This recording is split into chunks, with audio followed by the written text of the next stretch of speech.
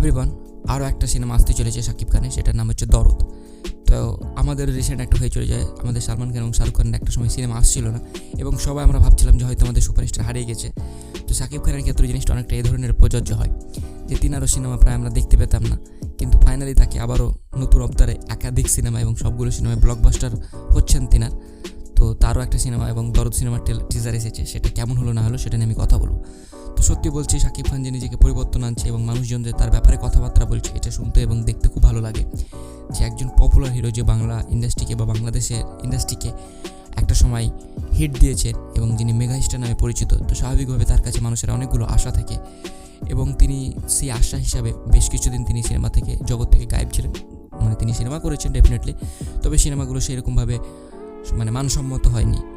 কিন্তু যেহেতু চারিদিকে এখন সিনেমা জগতের একটা আলাদা লেভেলের একটা হাইপ ক্রিয়েট হয়েছে এবং মানুষ নতুন নতুন ধরনের এবং ভালো ভালো কাজ দিতে শুরু করেছে, তো সেই জায়গায় শাকিব খানের নিজস্ব স্টেপ নেওয়া উচিত। তো ফাইনালি তারও আর একটা সিনেমা এবং এর আগে তুফান এবং ফাইনালি দরদ এবং একই সাথে এটা রিলিজ এবং এটা মুক্তি এই টিজারের রিলিজ। তো ওভারঅল এটা একটা বিশাল জিনিস, একসাথে তিনি এতগুলো কাজ করছেন, তিনি ডেফিনেটলি খাটছেন।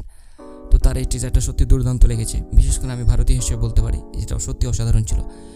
এর কাজগুলো বলতে পারি বা ক্লাইম্যাক্স সিন। তবে এখানে একটা জিনিস বোঝা গেলো যে শাকিব খানকে ডবল ক্যারেক্টারে দেখতে পাবো, যেমনটা আমরা আমাদের ভারতীয় অনেক অভিনেতাকে দেখতে পেয়েছি। এবং যখন এই ধরনের ক্যারেক্টার থাকে তখন একটা নায়ক বা যিনি অভিনেতা থাকেন তিনার কাছে একটা অনেক চ্যালেঞ্জিং একটা বিষয় থাকে যে তিনি কত সুন্দরভাবে দুটো ক্যারেক্টারকে দুটোকে পুল আপ করতে পারবেন।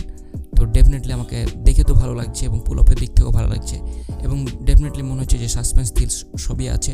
ওভারঅল কনসেপ্ট এবং টিজার কাট আউট খুবই সুন্দর হয়েছে, দুর্দান্ত হয়েছে বলতে পারেন। এবং আমি খুবই এক্সাইট, যদিও আমি দেখতে পাবো না আমি জানি, কারণ আমাদের এখানে মুক্তি পাই না, তারপরেও আমি এক্সাইটমেন্ট থাকবো যে যখন এটা ওটিটিতে আসবে বা মুক্তি পাবে তখন ডেফিনেটলি সিনেমাটা দেখবো। তো আমাকে দুর্দান্ত লেগেছে, আপনাদের কেমন লেগেছে না লেগেছে সবাই অবশ্যই বলবেন।